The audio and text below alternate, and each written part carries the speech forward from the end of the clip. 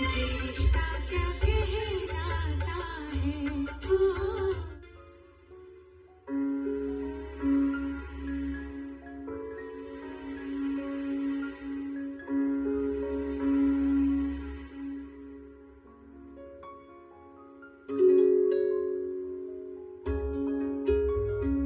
मैं सोच रही हूँ कल होली है तो क्यों ना हम सब एक बड़ी सी पार्टी रखें। कल होली नहीं मनाएंगे।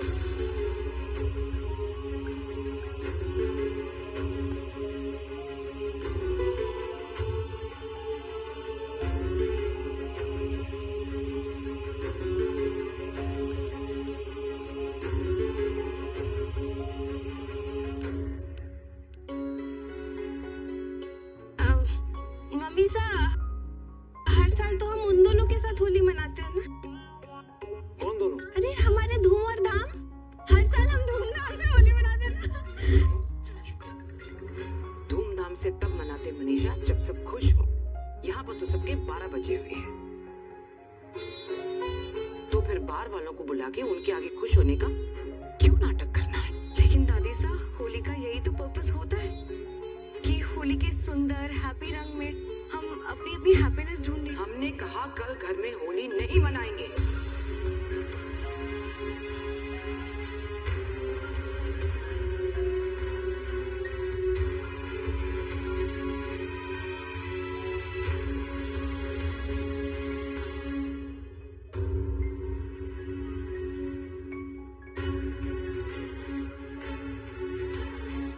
मनीषा, रूही, जी मम्मी सा। आज से हमारा खाना, हमारी दवाइयाँ और हमारा शेड्यूल तुम दोनों की जिम्मेदारी है।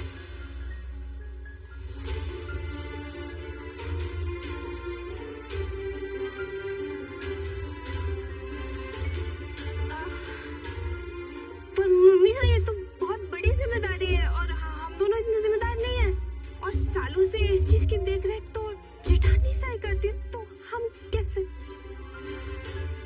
घर में बहुत से बदलाव आ रहे मनीषा, तो हमने सोचा हम भी कुछ नया कर लें। पर दादी साहब, मैं और चाची साहब जितनी भी कोशिश कर ले, माँ की तरह आपकी देखभाल नहीं कर पाएंगे। फिर आपको भी तो माँ की आदत है। पुरानी आदतों को बदलने का वक्त आ गया है रूही। जब घर की बड़ी बहुएं मर्यादा छोड़ दे तो छोटी बहुओं को मर्यादा, जिम्मेदारी और परिवार संभालना होता है।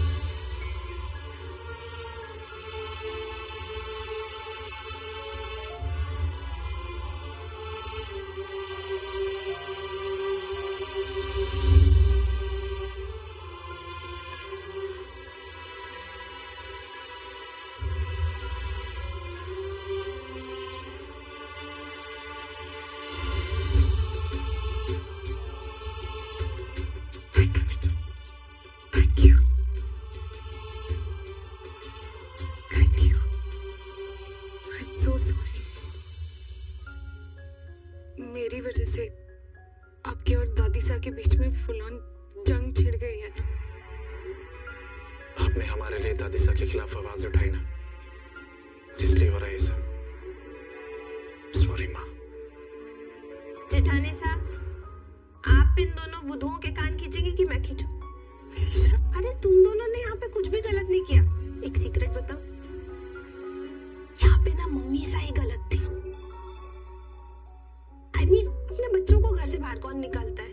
तो जेठानी सा ने ना उनको रोक के एकदम सही किया, और क्या स्टाइल में किया ना। मैं तो आपकी फैन हो गई। आपको पता है मैं ना अपने कमरे में सीटी में जाने की प्रैक्टिस कर रही थी। जिस दिन सीख गई ना, आपके जैसे स्टाइल से मारूंगी।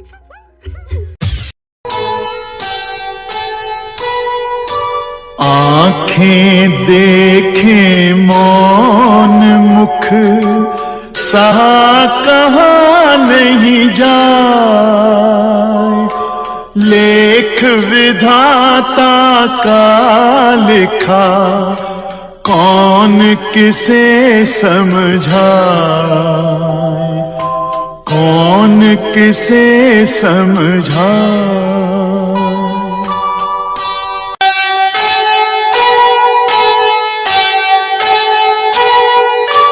जीवन दाता एक है, समदर्शी भगवान,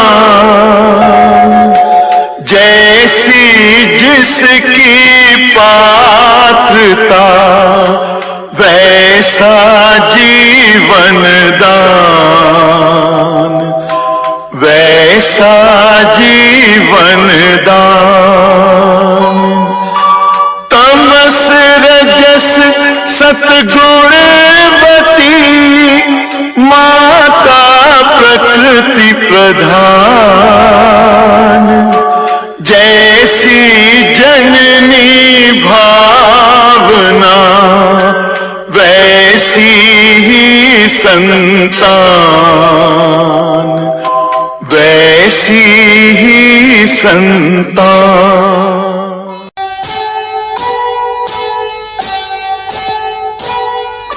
साधन सुख के मन दुखी रही अधूरी साध, भूल न पाता मन कभी मन माना अपराध, मन माना अपराध।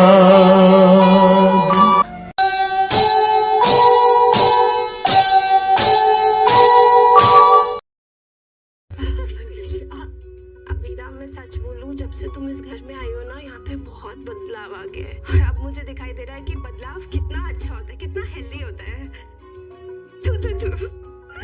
बस बस चाची साहब, अगर आपने और इस मैडम की तारीफ कर दी ना, तो ये एक कमरे से दूसरे कमरे उड़ के जाएगी। इसके पांव जमीन पे नहीं पड़ेंगे। ऐसे जोक्स ना मैं थर्ड स्टैंडर्ड में मारती थी। वैसे सच में अगर अबीरा नहीं होती ना, तो मासा चारू को इंटर्नशिप नहीं करने देती। और आर्यन को इतने जरूरी हॉकी मैच के लिए इसी ने तो समझा के भेजा था। और रूही उसका हमेशा साथ देती है, उसका ध्यान रखती है ये। और हम सबके लिए ये क्या हुआ? ओह माय गॉड, आप दोनों ने नामुमकिन को मुमकिन कर दिया। आपने अबीरा की बोलती बंद कर दी। आज मुझे यकीन हो गया कि सच्चे दिल से जो मांगो ना, वो इंसान को मिलता है। Thank you God. देखो माँ कैसे मार रही है, ऐसे आपके सामने मारी। आप सोचिए आपके पीठ पीछे क्या करती होगी। मैं कुछ नहीं, आपको पता है आज ही इसने क्या किया?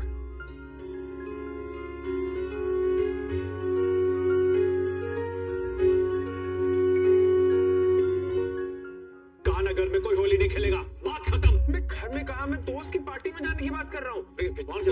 जी जैसा मैं बात करता हूँ।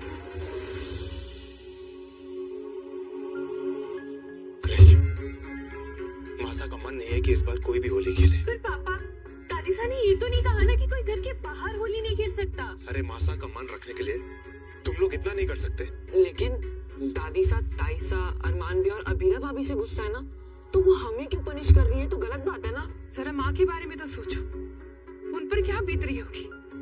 उनकी अपनी पोता बहू की वजह से वो जेल जाने वाली थी, और तुम लोगों को होली की पड़ी है।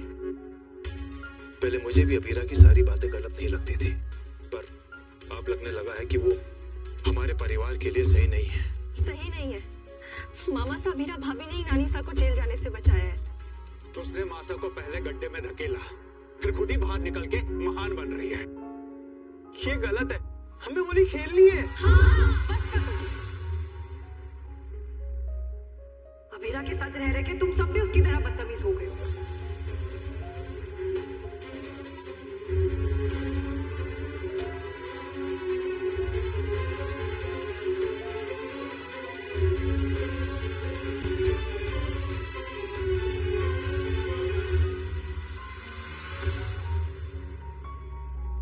बदतमीजी की ऑफिशियल इंचार्ज से ही बात कर लो।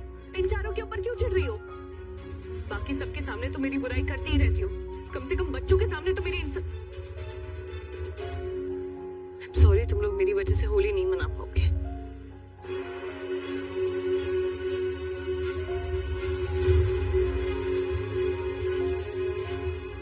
अब क्या उसे और ताने मारने जा रही हो?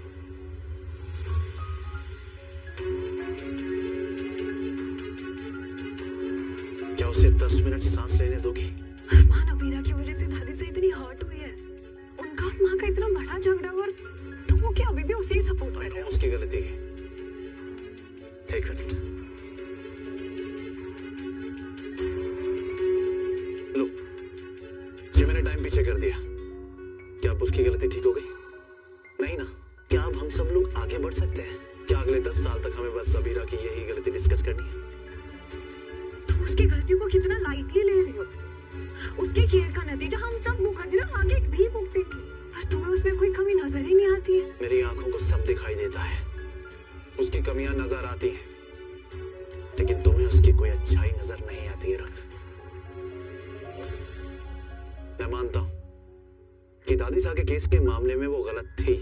उसे दादी साहब पे भरोसा करना चाहिए था, और वो भरोसा करना भी चाहती थी।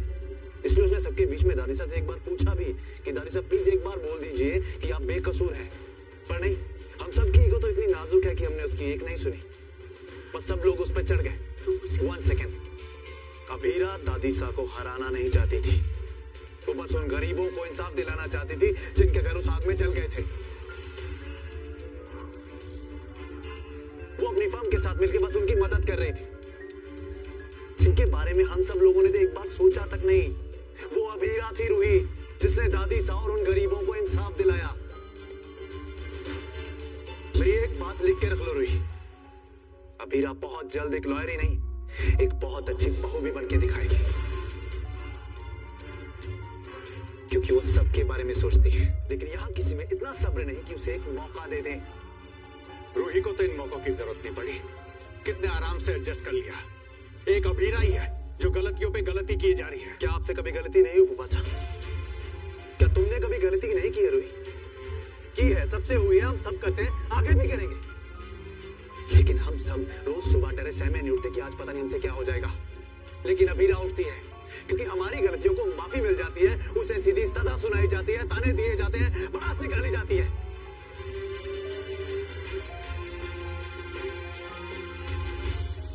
लोगों को घर के बाहर डर लगता है, वो बेचारी हमारे इस घर में डरी डरी सहमी सहमी घूमती है। अरे इतना तो कर दीजिए कि वो हमारे घर में सेफ फील कर सके, पर नहीं, उसे तो गलतियां करने की, उससे सीखने की आजादी ही नहीं है। इसलिए मैं उसे सपोर्ट करता हूं, करता रहूंगा। मैं देखता हूं मुझे कौन रोकता है।